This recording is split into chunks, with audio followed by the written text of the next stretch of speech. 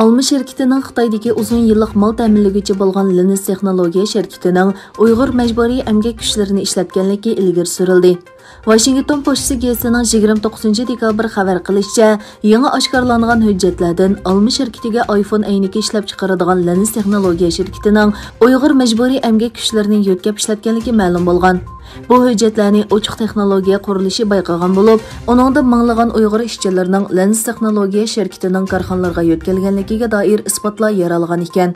Xabarda yana Linus texnologiya shirkatining Amazon va Tesla'ni mal bilan ta'minlaydiganligi, Alma shirkati Linus texnologiya shirkatining o'zlariga Uyg'ur majburiy emgak kuchlarini ishlatmaganligini aytganligini bildirganligi, biroq ochiq texnologiya qurilishining direktori Kati Paulning majburiy emgak Alma shirkatining ta'minot zanjirida ular itiraf qilgandan keng doirada ishlatildi deganligini bildirgan.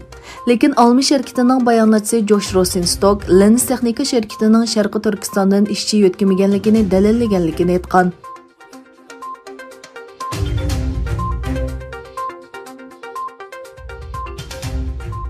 Amerika va Xitoyning Aljeriyada turishliq bosh elchixonalari Sharqi Turkiston masalasi to'g'risida bir-biriga qarshi bayonotlarni o'ttirib qo'ydi. Amerikaning Aljeriyada turishliq bosh elchixonasi 27 dekabr yakshanba kuni o'zining ijtimoiy aloqa hisobida Amerika Davlat ishlari mahkamasining to'r betida e'lon qilingan Amerikadagi bir ishxonaning tijoratchilari xaridorlarga yemaklik mulozimati, shundaqla Xitoyning Sharqi Turkiston rayonida Uyg'urlarga elib kelgan besimini tunishtirdi degan xabarni ham berildi. Xitoyning Aljeriyada turishliq bosh elchixonasi bu haqda yozma bayonotida Amerikaning diplomatik o'makining uchurining Xitoyning inovatini to'kishni maqsad qilganligi va Xitoyning ichki ishlariga aralashish ekanligini o'ttirib qo'ydi. Yaqinqi yillarda buyon Xitoyning Uyg'urlarning kimligi va madaniyatiga tajovuzchilik qilish qilmishlari xalqaro jamiyatning tanqidiga uchirmoqda.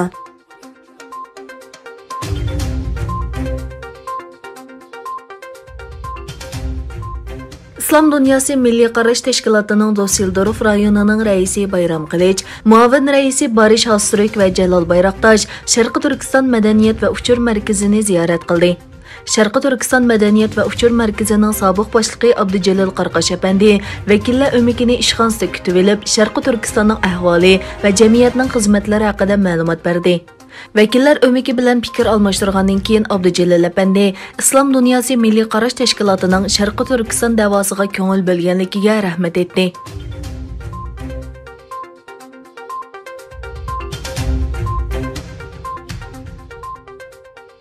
Amerika-Yaponiya munosabatlariga yaqin bir kishining dushanba kuni Kyoto agentligiga aytishicha, Yaponiya o'tgan yili Xitoyning Uyg'urlarni majburiy tutib turganligini ko'rsatgan istixborot uchurlarini maxfiy tutish sharti bilan Amerikaga ta'minlab bergan.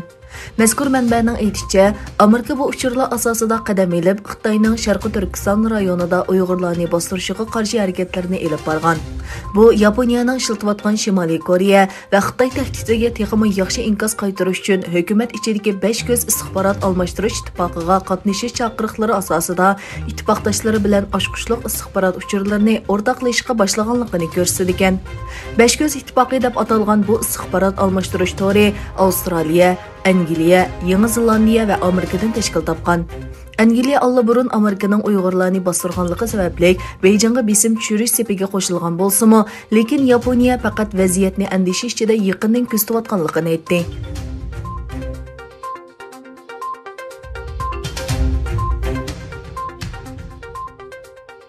Yevropa İttifaqıga a'zo 27 davlatning bosh elchilari Yevropa-Xitoy universal mablag' selish kelishimining tafsilotlarini suhbatlashgan va tasdiqlagan.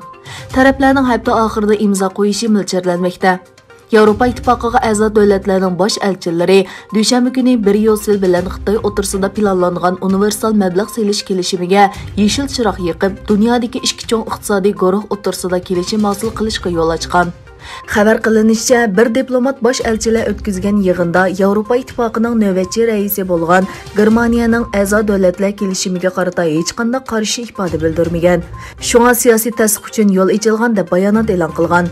Diplomatlar suhbatda Xitoyning yezi egilik sohasidagi majburiy emgakka bo'lgan andishisini ifodalash bilan birga yaqinqi ijobiy o'zgarishlarga diqqat qilgan.